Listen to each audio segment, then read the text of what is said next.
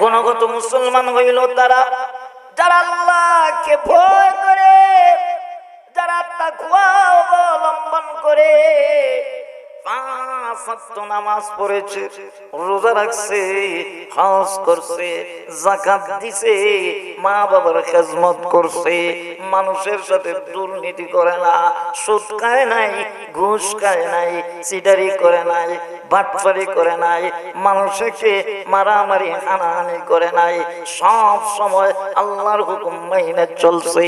অর্থাৎ আল্লাহ পাক যা কিছু আদেশ করেছেন সবগুলা পালন করেছে, আল্লাহ পাক যা কিছু নিষেধ করেছেন সবগুলা বর্জন করেছে। তারা হলো গুণগত মুসলমান। আওয়াজ দিয়া কোন ঠিক কিনা? আমার ভাইয়েরা, গুণগত মুসলমান হইল তারা যারা আমার নবীর মহব্বত আর ভালোবাসা নিয়া যারা তাদের জিন্দেগিটাকে সাজাইছে, আমার নবীর সুন্নত মানছে, আমার নবীর তরিকা অনুযায়ী তার জিন্দেগিটাকে পরিচালনা করছে, তারা হলো গুণগত মুসলমান। আওয়াজ দিয়া কোন ঠিক কিনা? এবার বুঝে থাকলে বলুন, আমরা গুণগত মুসলমান হয়ে মরতে চাই না জাতিগত মুসলমান হয়ে মরতে চাই? বলেন বলেন, সবাই বলেন। আমরা গুণগত মুসলমান হয়ে মরতে চাই না জাতিগত? কারা কারা গুণগত মুসলমান হয়ে মরতে চান? সবাই? আল্লাহ কবুল করুক। সকলে বলেন আমিন। আরো জোরে বলেন না আমিন। গুণগত মুসলমান হইতে গেলে আল্লাহ বলেন ফাকিমুস সালাত ওয়া আতুজ যাকাত ওয়া আতাসিমু বিল্লাহ ওয়া মাওলাকুম। আল্লাহ বলেন বান্দা, যদি গুণগত মুসলমান হয়ে মরতে চাও তাহলে নামাজ কায়েম করো, যাকাত দাও, ঐক্যবদ্ধ হয়ে আল্লাহর রশিকে মজবুত করে ধরে রাখো। কথা বলেন, যাকাত দিতে হবে। আল্লাহু আল্লাহ রাব্বি আল্লাহু আল্লাহ, আল্লাহু আল্লাহ রাব্বি আল্লাহু আল্লাহ।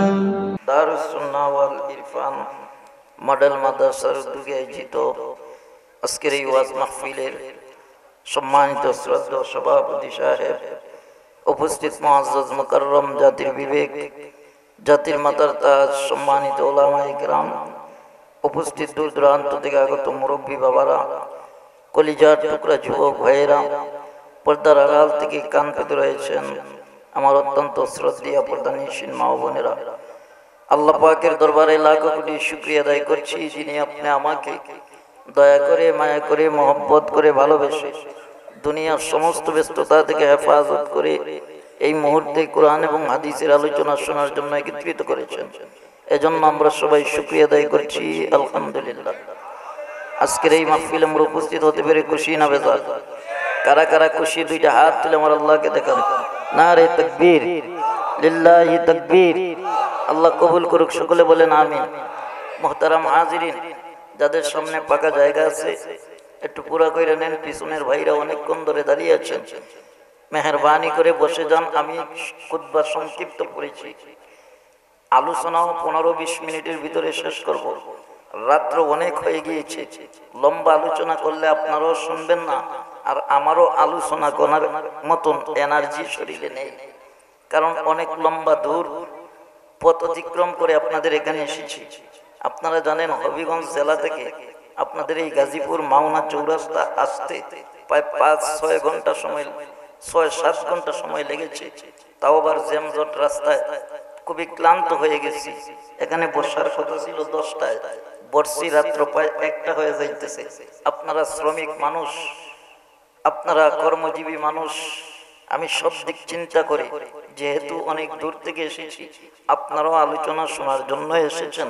মুহতারাম হাজিরিন, অনেক লম্বা দীর্ঘ আলোচনা শুনেছেন, কোরআন হাদিস থেকে উলামায়ে কেরামগণ আপনাদের খেদমতে অনেক মূল্যবান বয়ান পেশ করেছেন। মুহতারাম হাজিরিন, আমি অল্প সময় আলোচনা করব, শুনতে রাজি আছেন তো ইনশাআল্লাহ? কারা কারা রাজি আছেন দুইটা হাত করে আমার আল্লাহকে দেখান। নারে তাকবীর, নারে তাকবীর। আসুন আমরা আলোচনার ভিতরে চলে যাই। আমি ছোট্ট একখানা আয়াতে কারিমার অংশ আপনাদের সামনে পেশ করেছি, এর আলোকে কিছু আলোচনা করব। আল্লাহ পাক আমার তিলাওয়াতকৃত আয়াতের মধ্যে বলেন, ইয়া আইয়ুহাল্লাযীনা আমানুত্তাকুল্লাহ, আল্লাহ বলেন ও ঈমানদাররা, তোমরা যারা ঈমান আনয়ন করেছো, ইত্তাকুল্লাহ, আল্লাহকে ভয় করো। কাকে? একটু জোরে আওয়াজ দিয়ে কান, আরো জোরে বলেন। আল্লাহ বলেন আমি আল্লাহকে তোমরা ভয় করো। আল্লাহ তাআলা তাকওয়ার কথা বললেন, ভয়ের কথা বললেন। আল্লাহ বলেন ইত্তাকুল্লাহ, তোমরা আমি আল্লাহকে ভয় করো। আল্লাহ পাক তাকিদ দিয়ে বলতেছেন হাক্কা তুকাতিহি, তোমরা প্রকৃতভাবে আমি আল্লাহকে ভয় করো। কিভাবে? আরো জোরে কান, বলেন বলেন, সবাই বলেন, আওয়াজ দিয়ে কান। প্রকৃতভাবে আমি আল্লাহকে ভয় করো। এই কথা আল্লাহ কেন বললেন? ইত্তাকুল্লাহ, আমি আল্লাহকে তোমরা ভয় করো, এই কথা বললেই তো চলতো।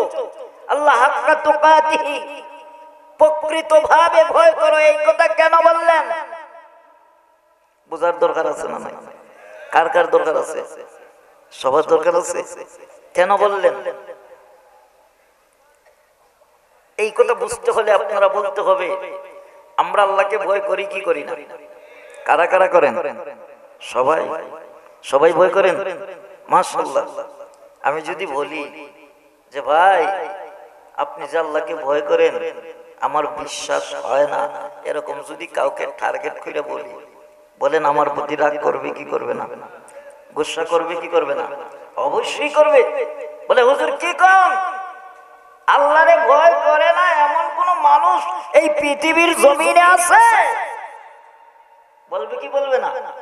বলে বলবে। কারণ নাস্তিক, মুরতাদ, ইহুদি, খ্রিস্টান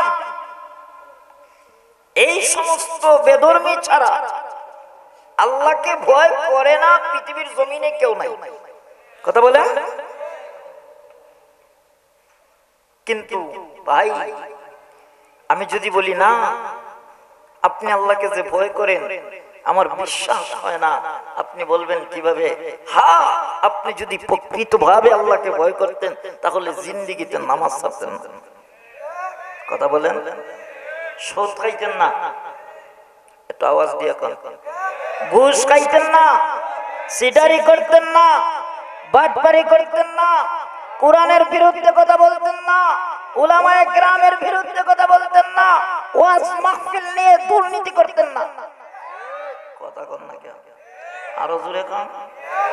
আপনি যদি প্রকৃতভাবে আল্লাহকে ভয় করতেন তাহলে দাড়ি কাটতেন না।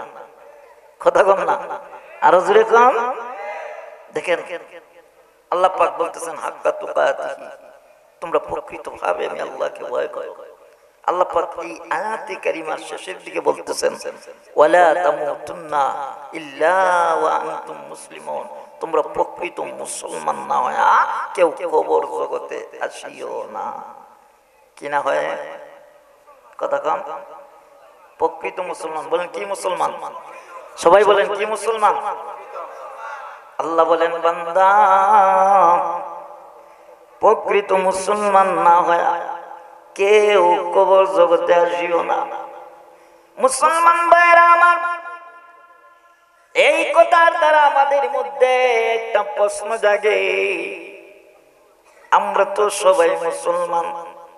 আল্লাহ আবার বলতেছে এই আয়াতের মধ্যে প্রকৃত মুসলমান না হয়া কেউ কবর জগতে আসিও না। এতে বোঝা যায় মুসলমান দুই প্রকার। কয় প্রকার? আরো জোরে কম।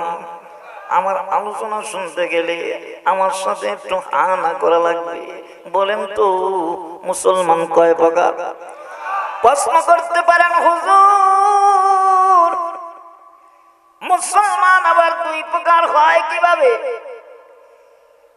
হুজুর মুসলমান দুই প্রকার কিভাবে হয়? প্রশ্ন জাগে কি জাগে না? আরো জোরে কম। হ্যাঁ, মুসলমান দুই প্রকার। এক প্রকার মুসলমান হলো জাতিগত মুসলমান, আর এক প্রকার মুসলমান হইল গুণগত মুসলমান। বলেন মুসলমান কয় প্রকার? এক প্রকার কি? আরো জোরে কান। 2 নাম্বার গুণগত মুসলমান। ও ভাইরা, এবার প্রশ্ন করতে পারেন, হুজুর গো, জাতিগত মুসলমান কারে কয় আর গুণগত মুসলমান কারে কয়? আমার ভাইরা গভীর মনোযোগ।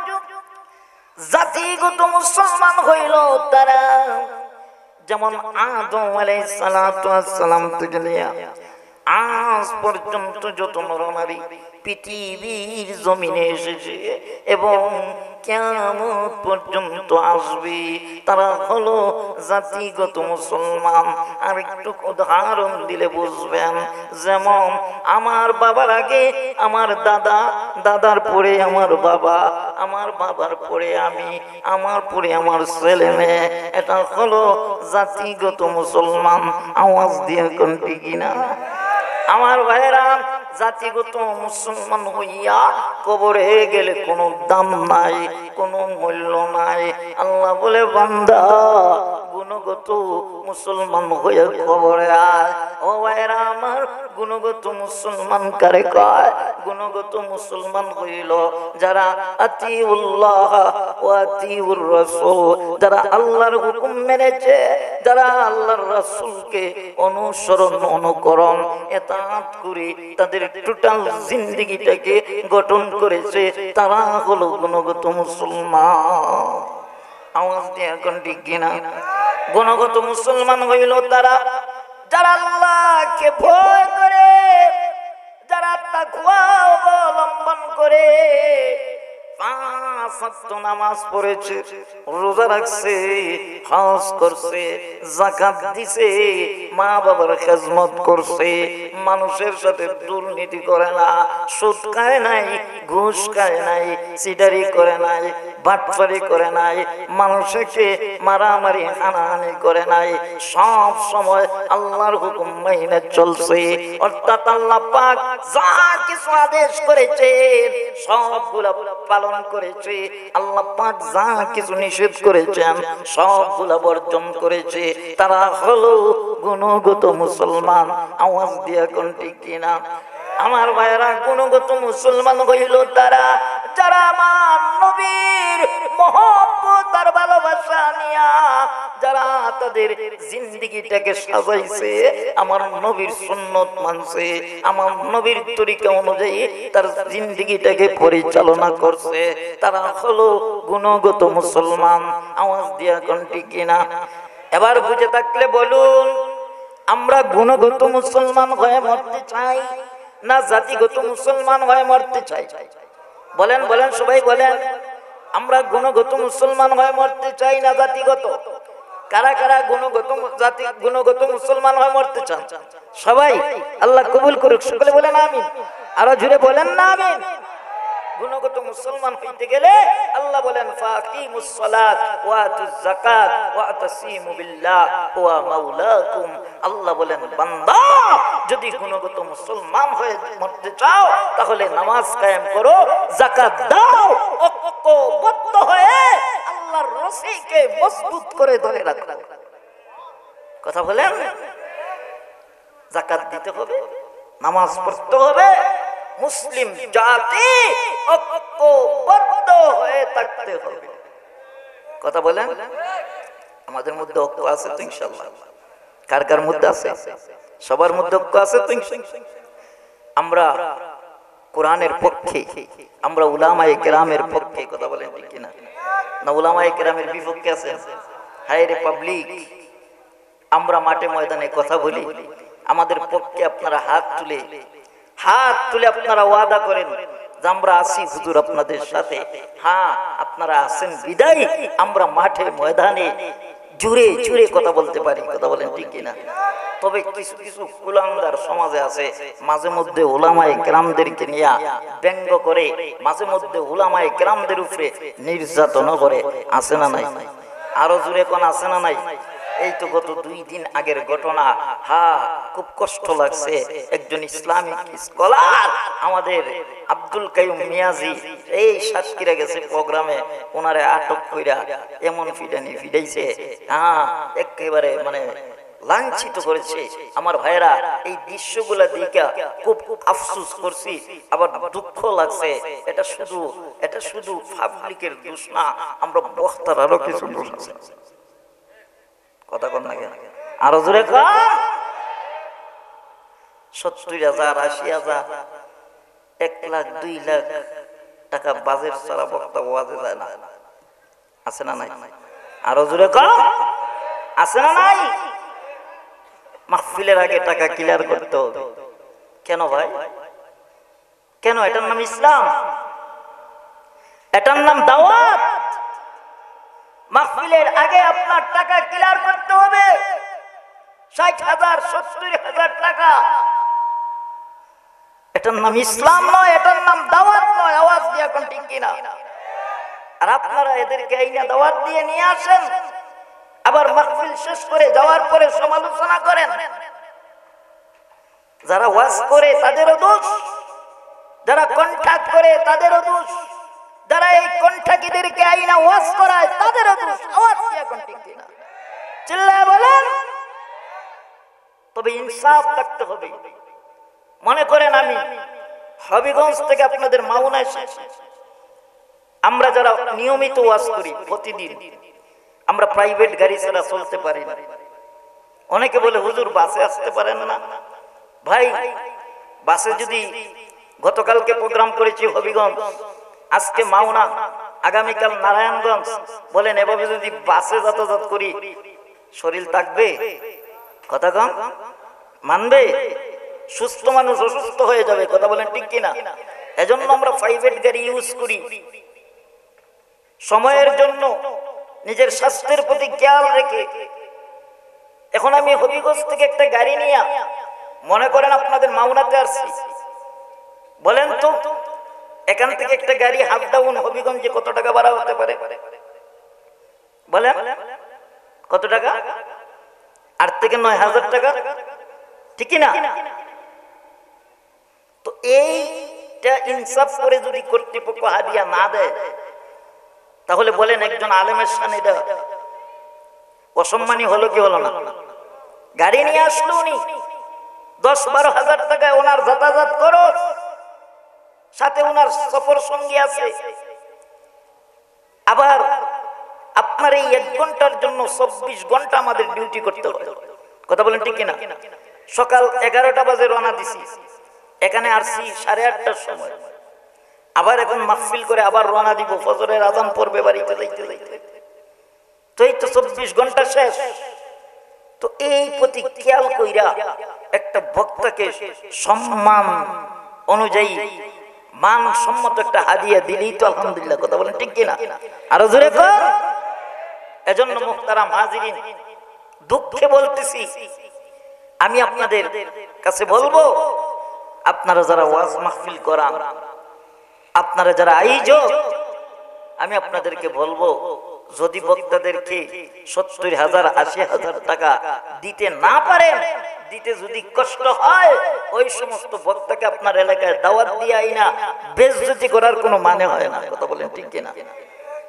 এটা চূড়ান্ত পর্যায়ের বিয়াদবি। কথা বলেন ঠিক কিনা?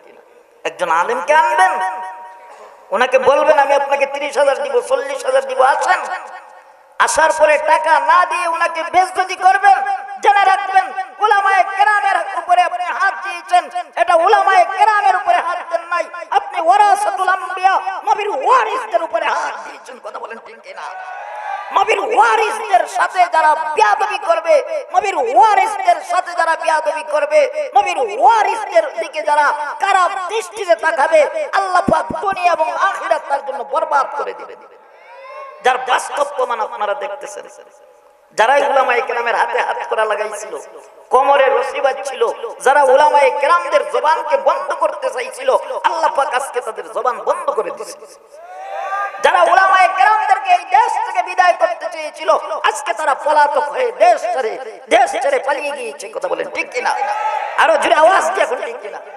যারা উলামায়ে কেরামদেরকে নিয়ে ষড়যন্ত্র করে জেল হাজতে রেখেছিল, আজকে তাদের হাতে হাত করা লাগানো, কোমরে রশি বাঁধা, আজকে তারা নির্যাতিত, নিপীড়িত, নিষ্পেষিত। আওয়াজ দিয়ে এখন ঠিক কিনা? কিন্তু উলামায়ে কেরামরা এখন মাঠে ময়দানে কথা বলছে, ওপেন কথা বলেন, ঠিক কিনা? আরো জোরে বলে। তো উলামায়ে কেরামের সাথে বেয়াদবি করা যাবে? করা যাবে? কারণ উলামায়ে কেরামরা আপনাদের জন্ম থেকে নিয়ে মৃত্যু পর্যন্ত প্রয়োজন। কথা বলেন, জন্ম থেকে নিয়ে মৃত্যু পর্যন্ত প্রয়োজন। আপনারা বলেন, আপনাদের বাবা মার বিয়ার খুতবা পড়াইছে কে? আওয়াজ দিয়ে কোন না কে পড়াইছে? আপনি যখন জন্ম নিয়েছেন তখন আপনার নাম রাখছে কে? কথা বলেন। আপনার বাবা মার বিবাহ পড়াইছে আলেম, আপনার নাম রাখছে আলেম। আপনি যখন বিবাহ করবেন তখন আপনার বিবাহ পড়াইবে আলেম। আপনি যখন দুনিয়া ছেড়ে চলে যাবেন আপনার শেষ জানাজার নামাজ পড়াই দিবে আলেম। সুতরাং আলেম আমাদের জন্ম থেকে নিয়ে মৃত্যু প্রয়োজন। সুতরাং আলেমদের সাথে বেয়াদবি করা যাবে? আরো জোরে আওয়াজ দিয়ে কোন আলেমদের সাথে বেয়াদবি করা যাবে না। আল্লাহ পাক যেন আমাদেরকে আলেমদের সম্মান মান ইজ্জত রক্ষা করে আমাদেরকে যেন আলেমদের দিক নির্দেশনা অনুযায়ী নবীর সুন্নাত তরিকায় জিন্দেগি গঠন করার তৌফিক দান করেন। সকলে চিল্লায়ে বলেন আমিন। আরো জোরে আওয়াজ দিয়া কোন আমিন। মুহতারাম হাজিরিন, অনেক লম্বা আলোচনা করার ইচ্ছা ছিল, রাত্র অনেক হয়ে গেছে। আমার ভাই রাকিব বিন শরাফাত ভাই আলহামদুলিল্লাহ উনি আমাকে মহব্বত করছে, ভালোবাসে, এই বিদায় দাওয়াত দিয়েছে, আসছি, অনেকক্ষণ ধরে বসে আছি। ভাইয়ের দিকে তাকা। আমার ইচ্ছা ছিল লম্বা আলোচনা করব, কিন্তু এই মুহূর্তে আলোচনা করলে আপনারা শুনবেন না। আপনারা শ্রমিক মানুষ, হ্যাঁ, আপনারা অনেকেরই কাজ কাম আছে, এজন্য সংক্ষিপ্ত করে আমি মুনাজাত দিব। মুনাজাতের আগে আমি প্রত্যেকটা মাহফিলে এক একটা সবক দিয়ে দিই। আজকে একটা সবক আপনারা নিতে রাজি আছেন তো? ইনশাআল্লাহ অল্প একটু আমলের কথা বলবো, নিতে রাজি আছেন তো? একেবারে সহজ আমল, একেবারে সহজ, যেই আমল ওযু গোসল ছাড়াও করা যায়, যেই আমল ওযু ছাড়াও করা যায়, এমন একটা আমল দিব। নিতে রাজি আছেন তো? কারা কারা রাজি আছেন? কারা কারা? সবাই নারে তাকবীর, নারে তাকবীর। আল্লাহ কবুল করুক, সকলে বলেন আমিন। আমরা সব সময় ইস্তিগফার করব, আমরা সব সময় তাওবা করব। কি করব বলেন? তাওবার আমল করতে রাজি আছেন তো? কিভাবে করবেন? হাঁটতেছেন, বসতেছেন, খাইতেছেন, ঘুমাইতেছেন, সব সময় করবেন আস্তাগফিরুল্লাহ, আস্তাগফিরুল্লাহ, আস্তাগফিরুল্লাহ, ইন্নাল্লাহা গফুরুর রহিম। এই কথাটা বলতে পারবেন তো? ইনশাআল্লাহ পারবেন তো? আস্তাগফিরুল্লাহ, ইন্নাল্লাহা গফুরুর রহিম। এতটুকু বলা, শুধু বলবেন আস্তাগফিরুল্লাহ। বলেন আস্তাগফিরুল্লাহ, আস্তাগফিরুল্লাহ, আস্তাগফিরুল্লাহ, আস্তাগফিরুল্লাহ, আস্তাগফিরুল্লাহ। এই বাক্যটা সব সময় সর্বাবস্থায় বলতে পারবেন তো? ইনশাআল্লাহ। এটা বললে লাভ হবে কি, ফায়দা হবে কি? অনেক লম্বা আলোচনা ভাই, সংক্ষিপ্ত ভাবে বলতেছি। এই আস্তাগফিরুল্লাহ পড়লে পরে আল্লাহ তাআলা আপনার সমস্ত গুনাহ কথা মাফ করে দিব। এই আস্তাগফিরুল্লাহ পড়ার মাধ্যমে আল্লাহ তাআলা আপনার বিপদ আপদ দূর করে দিবে। এই আস্তাগফিরুল্লাহ পড়ার মাধ্যমে আল্লাহ তাআলা আপনাকে উত্তম রিজিকের ব্যবস্থা করে দিবে। আরো জোরে আওয়াজ দিয়ে কোন না সুবহানাল্লাহ। ছোট্ট একটা ঘটনা বলি, শুনবেন তো? 2-4-5 মিনিট লাগবে, শুনবেন তো? এই আস্তাগফিরুল্লাহর কত ফজিলত। ইমাম আহমদ ইবনে হাম্বল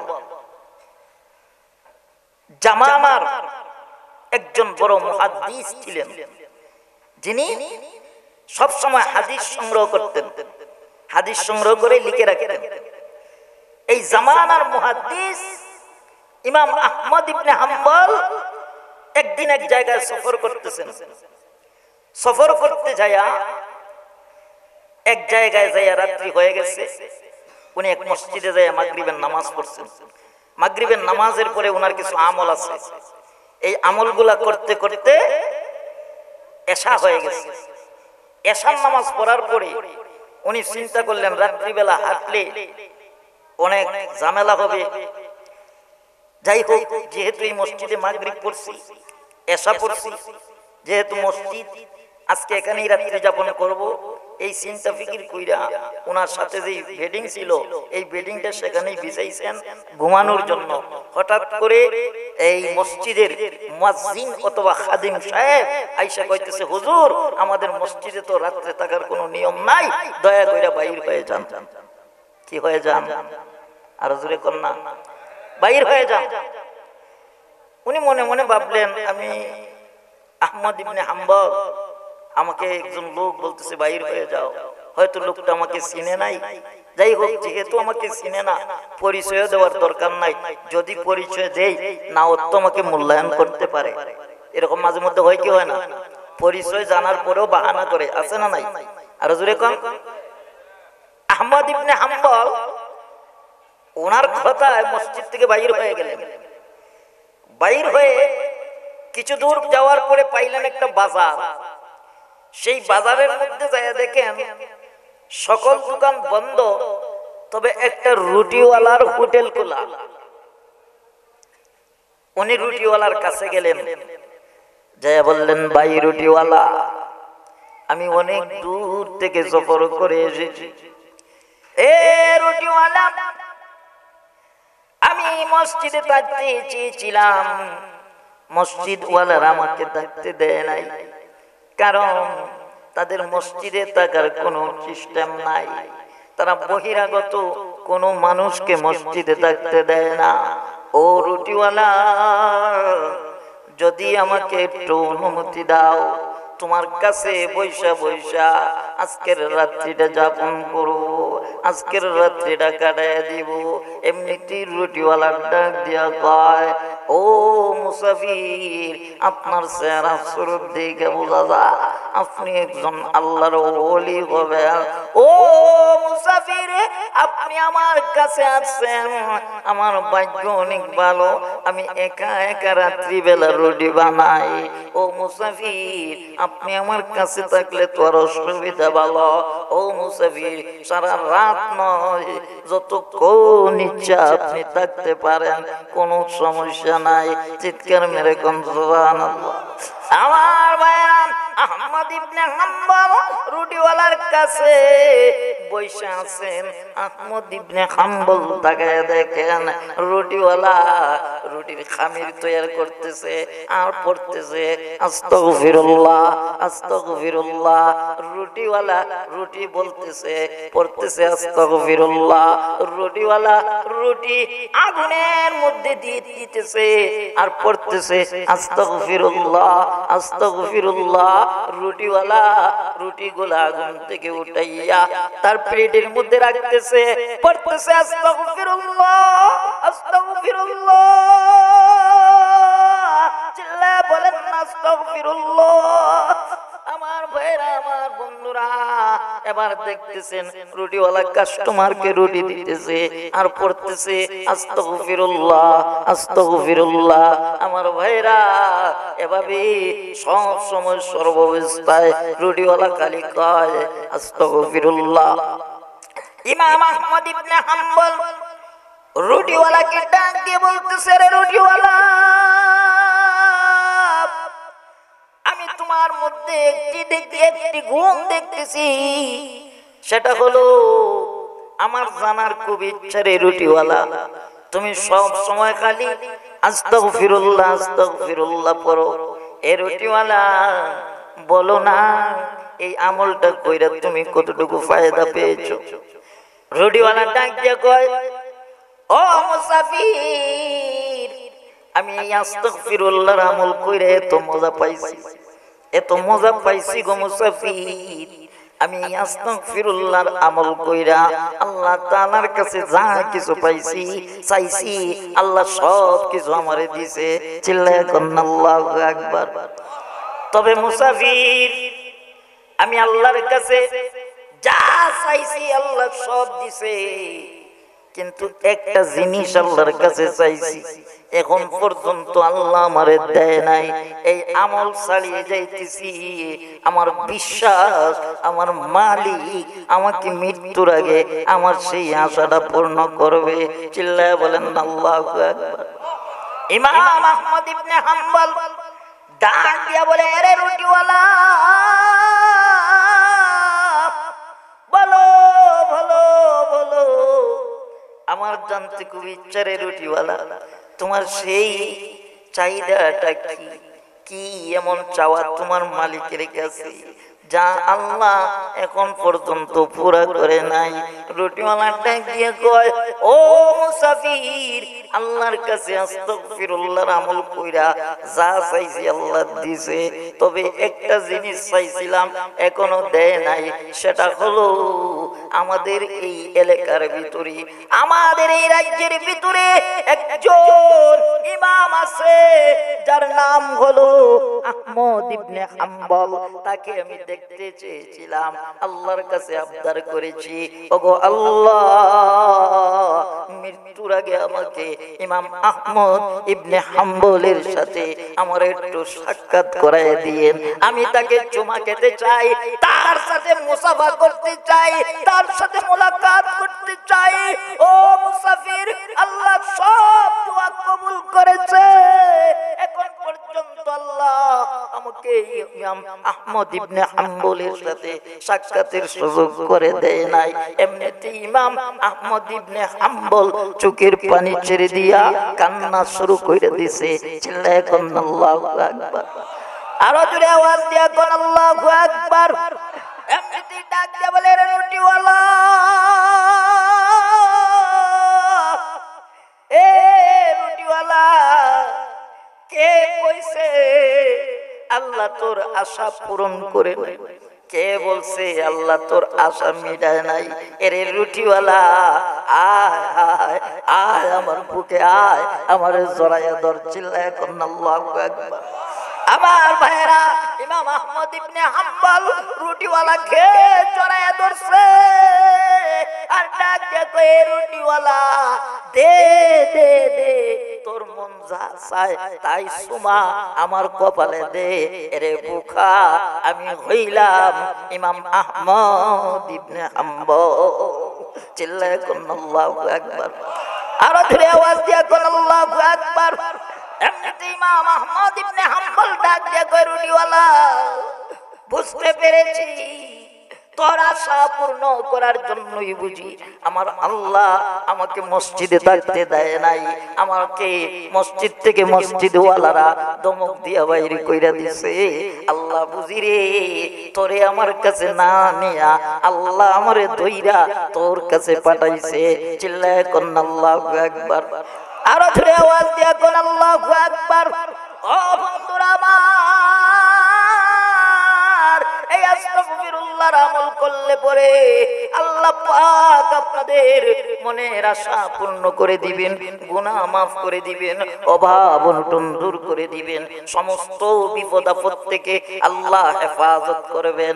ও বন্ধু, আজকের জনগণকে সাক্ষী রেখে, আজকের মাহফিলকে সাক্ষী রেখে, আজকে রহমতের ফেরেশতাদেরকে সাক্ষী রেখে আপনারা হাত তুলে বলেন, কারা কারা আস্তাগফিরুল্লাহর আমল আজ থেকে চালিয়ে যাইতে রাজি আছেন? আল্লাহ আল্লাহ তুমি কবুল করো। সকলে চিল্লায় কোন আমিন।